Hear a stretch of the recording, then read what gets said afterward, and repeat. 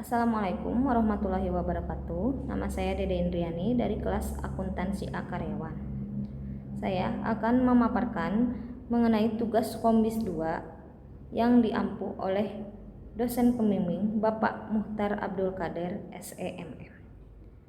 Berikut ini yaitu penjelasan mengenai SIM, SIA dan peran komputer pada SIM dan SIA. Berikutnya penjelasan tentang saham, analisis teknikal dan fundamental, dan yang terakhir yaitu membuat akun di RTI, Stockbit, dan Neohots.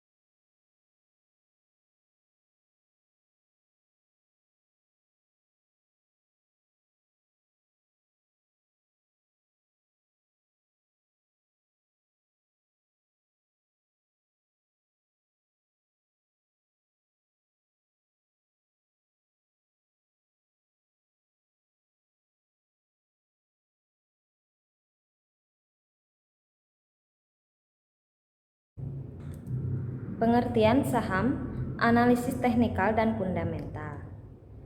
Definisi saham. Saham dapat didefinisikan sebagai tanda penyertaan modal seseorang atau pihak badan usaha dalam suatu perusahaan atau perseroan terbatas. Dengan menyertakan modal tersebut, maka pihak tersebut memiliki klaim atas pendapatan perusahaan, klaim atas aset perusahaan, dan berhak hadir dalam rapat umum pemegang saham. Berikutnya adalah mengenai analisis teknikal dan analisis fundamental. Analisis teknikal ialah analisis yang berdasarkan pada data-data mengenai harga historis yang terjadi pada pasar saham. Dalam penerapan analisis teknikal, prediksi untuk membeli atau menjual saham dilakukan dengan melihat grafik historis pergerakan saham. Pengguna analisis teknikal umumnya disebut trader yang melakukan investasi secara jangka pendek, seperti investasi secara harian. Salah satu penggunanya analisis ini ialah George Soros. Analisis fundamental ialah analisis yang didasarkan dengan kondisi suatu perusahaan, kondisi ekonomi dan industri terkait. Analisis fundamental pada umumnya menggunakan indikator-indikator perusahaan yang tertera melalui laporan keuangan perusahaan seperti price to earning ratio and return to equity. Analisis fundamental kerap digunakan oleh investor jangka panjang seperti Warren Buffett untuk menyaring saham yang termasuk pada kategori baik. Berikut laporan keuangan 10 atau 5 tahun terakhir. Laporan keuangan 5 tahun terakhir PT Cahya Mandiri Sejahtera adalah sebagai berikut. Yang selanjutnya yang mempengaruhi naik turunnya saham. Prediksi kinerja perusahaan. Dalam menentukan harga saham, analis dan investor juga berpatokan pada performa perusahaan yang biasanya berfokus pada laba perusahaan, tingkat rasio utang, dan earning per share. Berikutnya kebijakan pemerintah.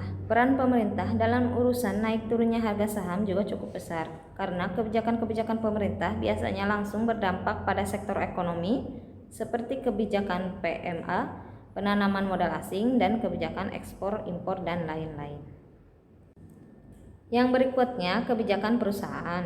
Kebijakan dari perusahaan yang bersangkutan juga bisa mempengaruhi harga saham yang ditawarkan. Misalnya, kalau perusahaan tersebut merger atau diakuisisi oleh perusahaan lain. Kebijakan ini pastinya akan dinilai oleh para analis dan membuat perubahan pada prediksi kinerja perusahaan ke depannya. Berikutnya, pergerakan kurs rupiah pada mata uang asing. Naik turunnya nilai mata uang juga mempengaruhi fluktuasi saham. Dampaknya bisa positif atau negatif buat perusahaan yang bertopang pada mata uang asing. Kalau nilai rupiah melemah, tentu saja ini jadi beban buat perusahaan importir. Karena biaya operasional yang dikeluarkan akan semakin tinggi dan biaya harga saham perusahaan akan menjadi lemah dan turun. Berikutnya, humor berakibat panik. Dalam dunia saham, fenomena ini disebut dengan panic selling, yaitu suatu kondisi di mana para investor beramai-ramai melepas sahamnya tanpa peduli berapa harganya, akibat suatu berita yang belum jelas kebenarannya. Biasanya, aksi ini banyak dipicu oleh ketakutan dan bukan sepenuhnya analisa pasar. Berikut beberapa di antaranya jumlah dan daftar saham berdasarkan abjad. Istilah dalam saham, HK, haki, bearish, bullish, dan lain-lain. HK atau hajar kanan. Istilah HK saham ini sebenarnya berkaitan dengan mekanisme perdagangan bid offer. Jadi di dalam mekanisme perdagangan saham, istilah best bid dan bid offer. Best bid posisinya ada di sebelah kiri, sedangkan best offer posisinya sebelah kanan. Haki yaitu hajar kiri. Kebalikannya dari hajar kanan, hajar kiri dipahami sebagai sebuah strategi menjual saham dengan memasang harga rendah di kolom bid antrian beli supaya sahamnya terjual. Yang berikutnya yaitu bearish, yaitu suatu kondisi pasar saham sedang mengalami tren turun atau melemah. Penurunan pasar saham ini dipengaruhi oleh pertumbuhan ekonomi yang melambat, bahkan turun dari tahun sebelumnya. Dan yang terakhir yaitu bullish, yaitu suatu kondisi pasar saham mengalami tren naik atau menguat. Kenaikan pasar saham ini dapat dipengaruhi oleh kondisi ekonomi di suatu negara bahkan di seluruh dunia sedang mengalami pertumbuhan ekonomi. Nabung di bank PS nabung saham. Keuntungan menabung di bank karena uang disimpan aman dan tidak mudah dicuri atau tercecer. Terjamin, tabungan dijamin oleh lembaga penjamin simpanan LPS sesuai dengan ketentuan yang ada. Berkembang karena bank akan memberikan bunga yang dihitung berdasarkan saldo tabungan. Menabung di bank biasanya digunakan untuk dana cadangan, yakni untuk berjaga-jaga, mencukupi atau memenuhi kebutuhan jangka pendek. Sedangkan nabung saham adalah penanaman modal dalam jangka panjang dengan tujuan mendapatkan keuntungan yang lebih besar di masa yang akan datang. Keuntungan tersebut didapat dari hasil bunga uang dan baru bertumbuh atau menghasilkan setelah 3-5 tahun melakukan penabungan saham. Biasanya dari hasil kegiatan ini digunakan untuk kebutuhan pendidikan anak atau cucu pada masa yang akan datang. Apa yang membuat saudara tidak menabung saham? Menabung saham memiliki risiko kerugian yang lebih tinggi, capital loss atau penurunan harga saham. Risiko ini terjadi apabila harga jual lebih rendah dibandingkan harga beli, risiko likuiditas atau pembubaran perusahaan. Jika kamu membeli saham sebuah perusahaan dan ternyata perusahaan tersebut bangkrut, maka saham yang Anda tabungkan juga akan ikut hangus atau bangkrut.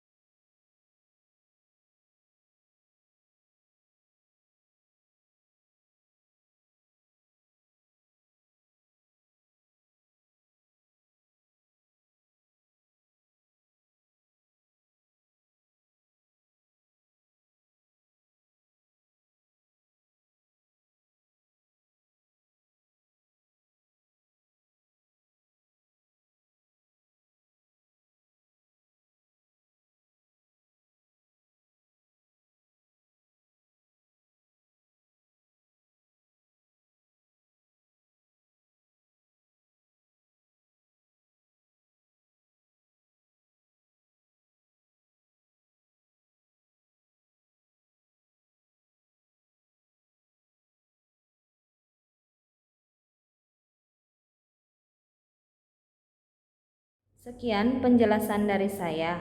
Mohon maaf apabila banyak kekurangannya. Wassalamualaikum warahmatullahi wabarakatuh.